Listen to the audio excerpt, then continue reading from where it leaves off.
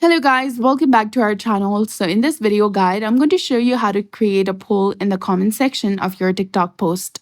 So first of all, go ahead and launch your TikTok application on your device, log into your specific account and go to your profile page. Open the comment section of that specific video where you want to create a poll. Then click on add comment option and there you'll see the icon of poll which is beside the gift icon. Go ahead and select it. And now you can ask a question. Go ahead and enter the question that you want to ask. Then enter the options and select the duration of the poll, such as 1 day, 3 days, 7 days, and indefinitely. Then after click on this arrow icon in the right hand side of the screen and you'll be done. Now people can vote by tapping on an option and instantly see the results. They can also change their vote if needed. And you'll receive notifications when someone votes and when your poll closes. And that's how you create a poll in your TikTok comments.